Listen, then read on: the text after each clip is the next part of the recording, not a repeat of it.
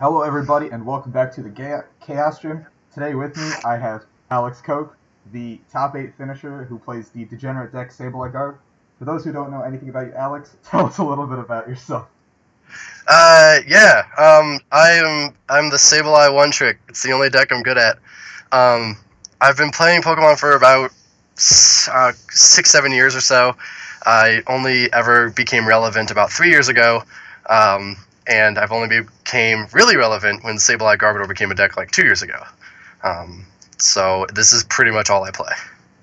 Yep, I mean, yeah, you've done some pretty good stuff. You went undefeated in San Jose, pretty much, to top 8, and then made another top 8 run here, so that's pretty impressive. Yeah. Alright, I do it. Looking at your list, I don't understand how Sabeleye Garb works, so I'm going to let you explain the list. Sabeleye Garb is just, like, be annoying as possible until you win. If you were, like, a person, you would just be poking someone in the face over and over again until they got mad enough and snapped and, like, I don't know, did something back at you, and then, I don't know. That's how I feel playing the deck. Like, I've always said it's a win-win because you either annoy your opponent enough to make them misplay, lose their mind or whatever, or you make a new friend because they sit there and they draw a pass until they lose, and they're forced to talk to you, and so you like get to know them and stuff. So yeah, it's just run them out of resources and eventually get to the state of the game where you're controlling every single one of their top decks, and you're putting bad cards into their hand and good cards into the discard pile. Okay. And that's just the summation of it. Getting to that point though is the tricky part. Because there's two schools of thought with playing against Sabeleye Garb. Thought one is just go all in, go ham. I'm going to attach everything and just try to outspeed him before he can control me. Mm-hmm. And the other school of thought is take it slow, draw a pass, wait till my hand is set up, and then go off on a big turn. Sure. And Sabeleye Garb kind of has pieces to balance both of those. And it's all about knowing the meta and knowing like a good amount of what their cards are and what their win condition is, as well as keeping track of what's in their hand every time you trick shovel, and flipping a lot of heads on Crushing Hammer. So that's the gist of it for how to play Sabeleye Garb. There's a bunch of one-ups here. Yes. There's like you've got the one Enhanced Hammer, one Flare Grunt, the one Super Rod, blah blah blah. Talk to us a little bit about the crazy one-ups. One-ups, yeah. So it's all for matchup stuff. And to go one by one, but not to sound like I'm rambling because I love to ramble. Enhanced Hammer is your other Zerosic. They kind of work in tandem to get rid of special energies, DCEs, double dragons, that sort of thing. It pretty much wins you your Mega Quasar matchup. It wins you your Vespiquen Flareon matchup. Enhanced Hammer is super important in both of those matchups because you don't have to rely on flips to still annoy the crap out of them. Mm-hmm. Just going one by one here. Super Rod, you need some sort of recovery. I used to play 2 Super Rods last year when I made all my runs with it in the Cities format. I played 2 Super Rod because prizing it always sucked. Yeah. And it still sucks, but you need, now that since the expanded meta is so big, you just need more one-ups now, and that's frustrating. So you have to cut somewhere, and that's where Super Rod does. I would love to play 2 if I could. It's definitely my 61st card all the time. Okay. Target Whistle is for, the biggest matchup it's for is Groudon. And any other sort of decks that require you to have just one active Pokemon. So Groudon, Lurantis Plume, there's one other big one that I'm thinking of. Greninja, if people still play that. I mean, that's why it was in there, but now it's in Carbink Zygarde. Just weird stuff like that, Target Whistle always helps with. Groudon especially, if they start low in Groudon, they could just power one up. So your goal is to try to mill a Wobbuffet or a Bunnelby or a something, put it in their discard pile, Target Whistle, Lysander it, and stick it in the active, so that they're taking prizes. That's what Target Whistle's for. Super, super helpful. Also to fill up their bench so that if your Garbodor's not online, they don't have bench room to drop Shamans. That. It's got a million uses. It's really nice. I love it when people don't know that I'm playing it. And like round 1 in Oregon, he battle compresses 2 Wobbuffets away, and I was just like, oh goody, like here we go. It was prized, so then game 2 he did it again, and I was like, oh goody, here we go. Like I know I can have this play. It's a nice little like fallback option for whatever you need it for. Tool Scrapper to get rid of floatstones, because I hate floatstones. They're awful. I like bad stuff being put in the active, not good stuff. So yes, there's that. Parallel City is to bounce your own Shamans, A, and B, it was included in San Jose for Greninja, because Greninja can only hit 60 damage on you without a muscle band. And so then that's where Pokemon Center Lady comes in handy, because you can just rinse and repeat that combo. But I included it in Portland because it's still a nice card to mitigate damage, early game damage from Vespiquen if they don't go ham, and also to mitigate Volcanion's damage. Volcanion literally can't hurt you with no tool and Garbodor up, like Baby Volcanion. Yeah. And generally Volcanion will just go into the Baby Volcanion to try to accelerate their energies they're losing. And you're just going to let them do that because their Baby Volcanion is not taking prizes, and you can let that sit in the active with 2 retreat all day long. Mm-hmm. So Parallel City's brilliant for that. Team Rocket's based, extra sticking stuff in the active. Shaman with 2 retreat, no one loves. Yeah. So that one's pretty obvious inclusion. AZ, so that nothing like your Garbodor doesn't get Tool Scrapper caught to reuse Shamans. It's just kind of a safety net.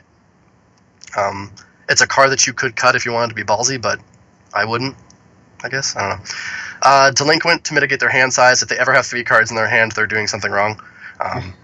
Like Delinquent Trick Shovel is busted, and that's how you win games. Right, yeah, done. Like they can just go to game 2. Hex Maniac is to get around Archeops so that you can get Garbodor into play, so that you can pin Archeops in the active if they're stupid enough to go for that.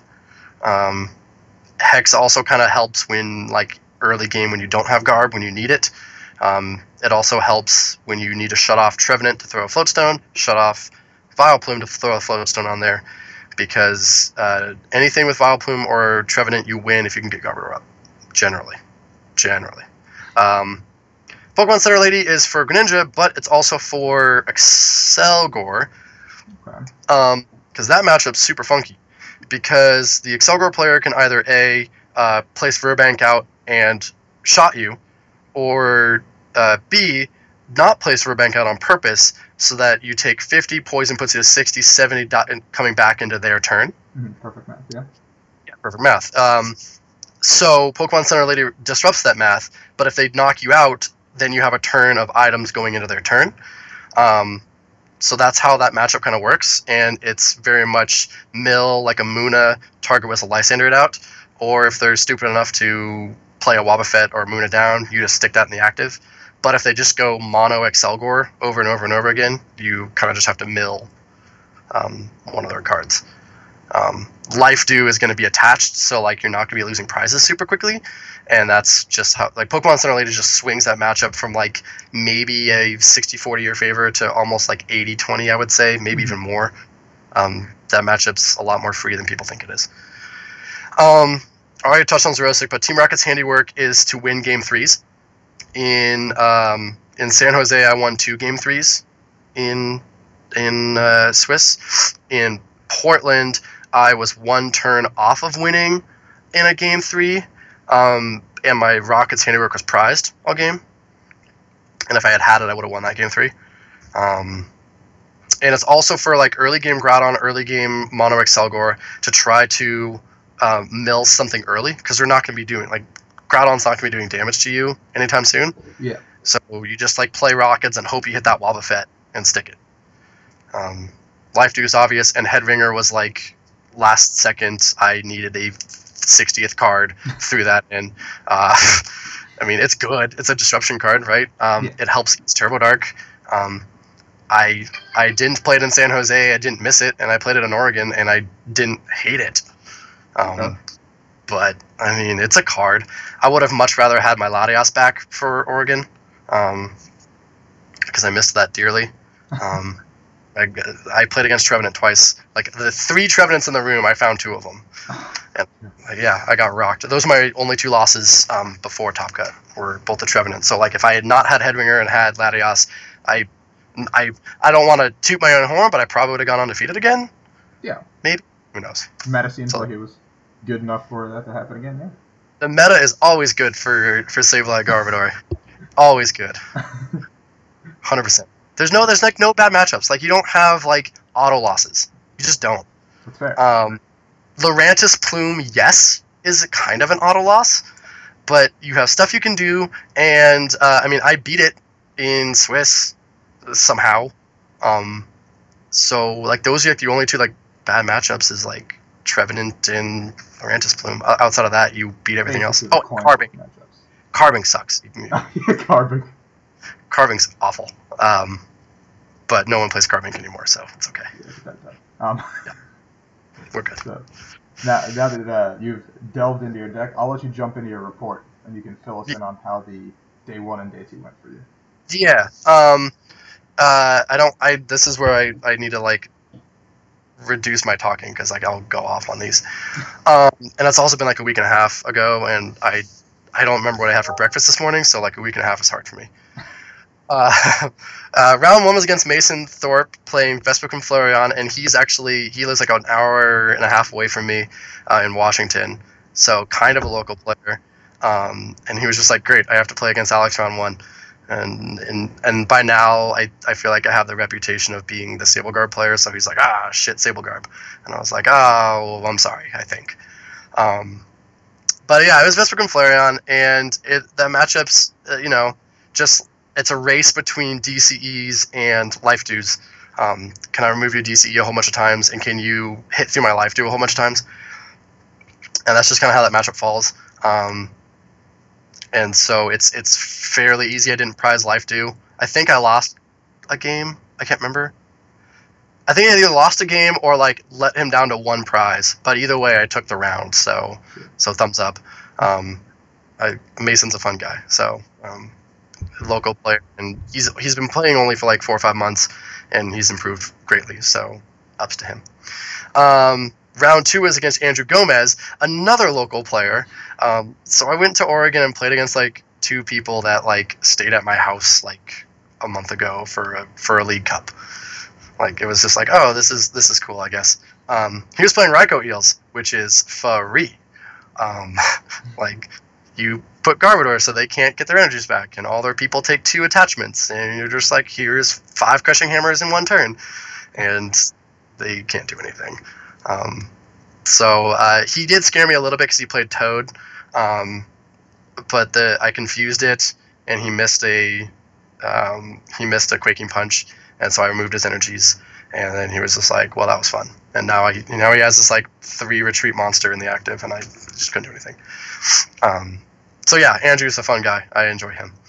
Round 3 was Matthew Holst, Seattle player, good buddy. He's a good friend, and he turned over Phantump, and my Latios was sitting at home, swimming in a pool of its own tears, just like, why didn't you bring me? And I was like, I'm sorry, buddy. So Latios like wins that matchup because if you Ultra Ball for it, set it down, you win. I was just scared that all the Trevenant was like gonna play Muck, I guess. I don't know why I didn't play. I don't know. I'm an idiot. Before the tournament started, I had 3 Wobbuffet in my list because I thought everyone was going to play Vileplume. And I was frantically like sprinting around the venue, like asking every like friend group and every person that I ever knew, like how many people playing Vileplume. And there was like 1, maybe 2. So I was like, crap, I need to find spots for these 3 Wobbuffets. And I didn't have a Latios on me, so that's where the Headwinger came in. Sure. But I should have had Latios in there. I won game 1, which was awesome because I managed to get Garbodor Flowstone, but then just got smashed game 2 and 3 because that matchup's awful. You have to either get Hex versus Seeker in your hand so you can spam that, or Lysander versus Seeker so you can spam that, and that just never happened. So, round 4 was Kyle Knutson. He's new to the game, but he's like a really cool story because he's like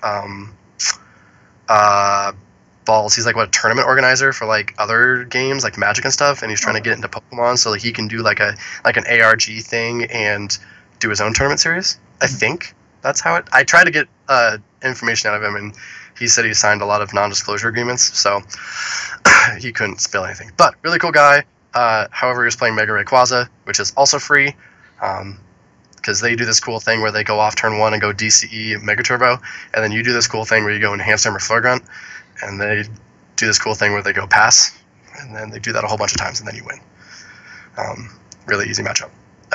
Cool guy. I liked meeting him, but that matchup, and he didn't know what Sabeleye did. He's new to the game. He's like, this is my first tournament, and he like filled up his bench. He was playing the Volcano. Yeah. I always feel so bad when I play against new players, because I turn over Sabeleye, and they have to go, oh, can I read that? I'm just like, oh no. Like, oh no. Oh boy.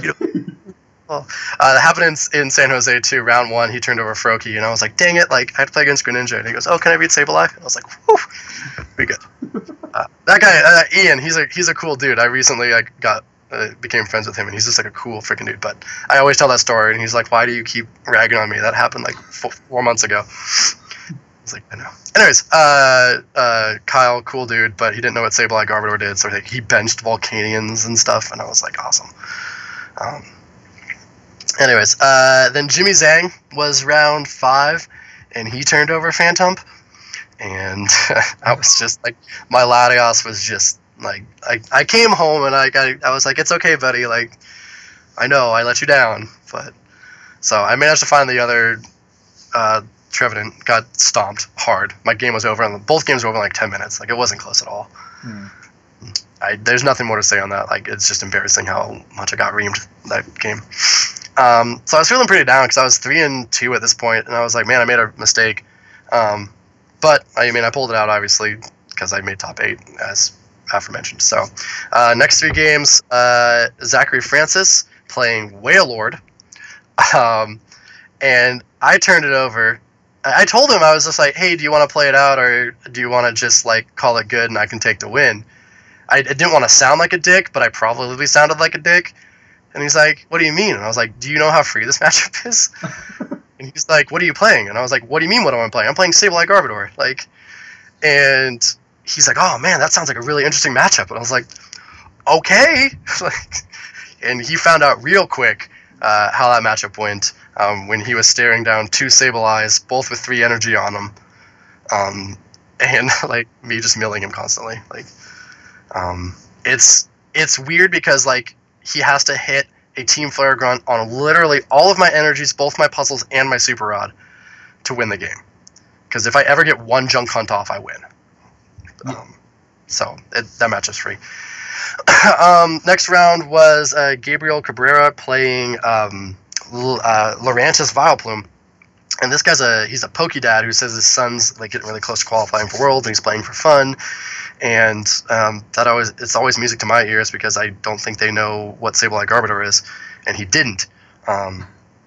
And I was thankful because generally that matchup's just set up Lurantis and accelerate to yourself and win. But he set up turn 1 Plume both games. Game 1, I hit Lysander on his Vileplume, and then Garbage Collectioned it. And then he had to like AZ it up, retreat, and hit my Trubbish for 40 while putting the Vileplume back down. So I Lysandered it back up and then Garbage Collectioned it again. And he didn't have an AZ for a couple turns. So I was able to build some board state up and do Sabeleye Garbodor things. And eventually decked him out on a double heads coin toss on Rockets, which was nice. I garbage collectioned that, I think, once or twice too. Like I garbage collection more than I junk hunted that game. Sure. Okay. Yeah, garbage collection super busted. If anyone ever asks me why I play 60 HP over 70, it's because garbage collection wins you games, and that was the prime example of it. It's too good. Garbage collection's busted. Everything's busted in this deck. This deck is busted. People that don't play this deck are idiots. So everyone's idiots. I'm the only good player in the world. Sure. Game 2 was he hit like a whole bunch of confusion flips in a row on tails, and when he did hit heads, he only had 1 energy, so he was only hitting me for 40. One turn he only hit me for 20 because of Parallel City, and I was just managing to like hammer off his energies because I got a Garbodor up, and he had to flip through Confusion and get 3 energies, so he was an uphill battle from there, and I managed to win that. So, like, I came back to my friends, and I was like, I beat Lurantis Plume, I'm winning this tournament. And they're like, well, you did what? I was like, yeah, like, I beat Lurantis Plume. Like, it's over. Like, I don't care what happens for the rest of the day. Like, that's a win. And then round 8, Adam Baron playing Dark Dragons, which is, again, pretty easy because your Flare Grunt, Enhanced Hammer, Crushing Hammer, Flare Grunt, Headringer, Flare Grunt, Flare Grunt, and they just, like, they can't keep up. So that matchup's easy. I don't remember a lot about the matchup because by this point I was already, like, in a fog and, like, high on beating Lurantis Plume. So unfortunately I don't remember. Sorry, Adam, if you're out there. Sorry. I suck. And then I ID'd to get into cut. So yay, 6-2-1 got into cut because it was a tiny tournament. Yeah. So, yay. I mean, only lost to Trev. That's pretty reasonable. Yeah. 2 losses to Trev, which I anticipated because Latias cried. Yeah. Alright. I'll let you jump into your day 2 then. Day 2, round 1 was against, I don't have my names, and I don't have names because I didn't screenshot it because I'm an idiot. But it was Vespiquen Flareon, which I tied against, and I was very upset because this was the game where he had 4 cards left in deck when time was called, and I had this was game 3, because he won a really quick game 1 because my Enhanced Hammer was prized, I think that's what it was. Game 2, I smashed him, but he didn't scoop to try to win game 3. He just, like, drew past over and over again and kind of stalled it out, which is, like, fine. Like, I know how that is against Sabeleye Garbodor. Like, I get it. But I knew that I had enough time to win game 3 if my Rockets wasn't prized, but it was. So when he had 4 cards left and time was called, I got a little upset. I threw my hat down, which is very uncharacteristic. I was very upset. I apologized to him afterwards, and I'm apologizing again now for A, not writing down his name, and B, for being upset. Yeah. But I feel like I should have won that game. It was a tie. But hey, Sabeleye Garbodor, what do? You're going to tie a lot. I get it. Blah, blah, blah. Round, now, what is it, 10, 11, I guess? Around 11 was a Dark Dragons, and I tied against that as well. I don't quite remember why.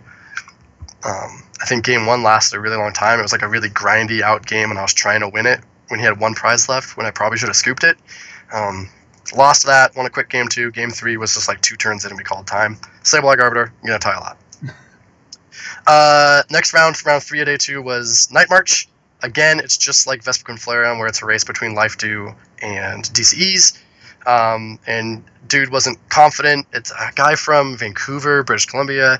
I'm really mad that I don't remember his name. But he wasn't confident going into the match at all. He's just like, oh, let's get this over with. And for me, I'm just like, yay, like, sweet.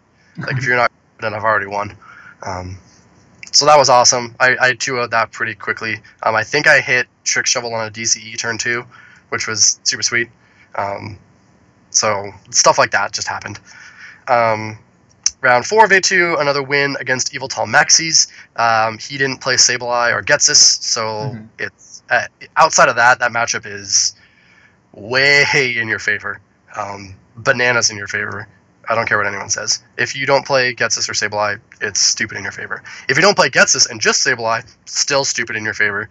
And I will money match anybody on that. Take your Getsis out of your Evil Tall Maxis. I will put down any amount of money and I'll still beat you. Cocky, arrogant Alex. Yay, he's back. Woo. And then round 5 of day 2, win and in, was against Kiana Mini, who I've never played against. I've chit-chatted with him now and again, and super cool dude. Love him to death. And he was playing Groudon, and he never tested the matchup, and I know that matchup really well, and I get really scared. Because if he plays AZ or Cassius, I'm donezo. But game 1, and he plays Bunnelby too, which was terrifying. He started Wobbuffet game 1, and every time that he got a Floatstone, Escape Rope, or a Switch, he went into his Bunnelby to recycle that instead of taking a prize. Life Dew was prized, by the way, which is like the key to this matchup. You need the Life Dew. But every time he went, instead of knocking me out, he went into Bunnelby to recycle resources, which isn't necessarily the wrong play. I just don't know if it's necessarily the correct play. If he knew my Life Dew was prized earlier, I'm pretty sure he probably would have gone into Gaia Volcano early, but he didn't know that it was prized until it was too late. Because every time he brought Bunnelby up, he would recycle his switching cards, then I would Flare Grunt the energy and disrupt him. And then if he didn't top deck the switching card, he would pass. And so then I was able to control more top decks, get more cards out. It was a really grindy game where he would only lose like net 1 card a turn because he would puzzle up time for that. And then if he could rototiller, he would rototiller the puzzles back in. So it was just a really weird game. He scooped it up after I milled. Because late game he had like 10 cards left in deck, and I hit 2 trick shovels on like a floatstone and a escape rope or something like that, and he scooped from then. Game 2, he started Groudon, and my life to was prized again, which, yeah, back-to-back games against Groudon, I was just like, this is me, this is how it works. But I managed to hit a couple Confuse Ray flips on him, and he could not hit heads for the life of him. I'm pretty sure at one point I made the joke that I have never knocked out a Groudon before. But we were pretty close. He had to Pokemon Center Lady it at one point, just to, like, keep that possibility of me like attaching to a Shaman and threatening a Sky Return for knockout on his lone Groudon. That's how many tails he flipped.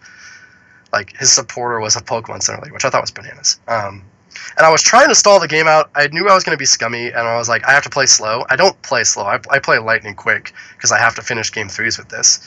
And I felt like I was playing slow. And at one point, like, I was junk hunting specifically, or I would junk hunt for puzzles, and then I'd play the puzzles for trainers' mails, not looking to hit anything, just so I could spend the time shuffling my deck. Like, I was that much of an asshole. And I apologized. I was like, I'm sorry I'm playing so slow. And he's like, dude, you're playing really quick. And I was like, oh, so I can play slower? Like, and he's like, no, please don't. And eventually it came down to, on his turn 3 of game 2 time, he had 1 prize left, and he was under confusion. So heads, he wins game 2, and it's a tie. Tails, I win, because game 2 doesn't finish. And blessed be the gods, it hit tails.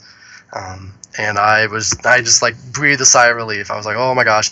And he told me afterwards that he probably would have scooped to me anyways, because he doesn't need the points, and he knows that, like, I did at that point. So I mad respect for Keon for playing the games out and then saying, hey, it was yours anyways, I would have given it to you, which makes my heart happy because that guy's really cool. So got back to my buddies. They all, like, collapsed on me because they were just like, holy shit, you beat Groudon.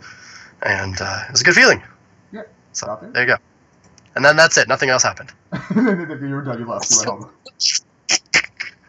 I mean, top 8 lasted about 10 minutes, both games, because I got Getsist into oblivion. Game 1, I got Getsist with a delinquent Lysander in hand and 4 items, and then I top decked my second Lysander. It's just like, oh, so this is how this goes. And like literally my only option was like Lysander pass. And then game 2, I just got Getsist about 8 times in a row. And every time that I got Getsist, I was like, if joke's on you, I have Sycamore, haha. Or he wasn't taking a knockout, and I didn't have a draw supporter. But then, like, the one turn where he took a knockout, I didn't have a draw supporter, and I just lost from there. So, yeah, if you ever want to know how to beat Sabeleye Garbodor, play about 8 Getsists in a row, and you'll win. That's not hard. Pretty reasonable. So, yeah. All right. I hope it didn't take too long, and I hope people didn't stop watching because I rambled, but yes. Top 8, still pretty impressive. You had some fortune go your way, but, I mean, you sound like you played it very well and didn't make too many mistakes throughout the day. Yeah. I mean, yeah, I'll be the first to say that I got lucky. I'll always admit that, because this game's a third luck, and I'd rather be lucky than good, so, like, whatever. Sorry to the haters, I don't get it. Whatever you want me to say, oops, I guess. Alright, the floor is now yours, Alex. Any shout-outs, any call-outs, whatever you want to do. I mean, yay that I'm on the inside track for Worlds again. I just need to max out League Cups, and I'll be back at Worlds for the 3rd straight year, which is super cool. That'd be awesome. Yeah, I'm really stoked about that. Pokebeach, local Spokane dudes, and all those people mean a lot. I mean, I'm a big fan of Pokemon, and I'm a big fan of anyone that plays Pokemon, and everyone that I've ever met through this game is super cool, and I love everyone. I'm sorry that I'm an asshole that I play Sabeleye Garbodor, but I'm really good at it, so yay, I guess. I don't know. Well, yeah, there you go. There's what I got. Well, so. Thank you for being here with us, and You were probably one of my most enjoyable interviews to do. Thanks. Appreciate it. All right, thanks, dude, and good luck for the rest of your season. Thanks, man.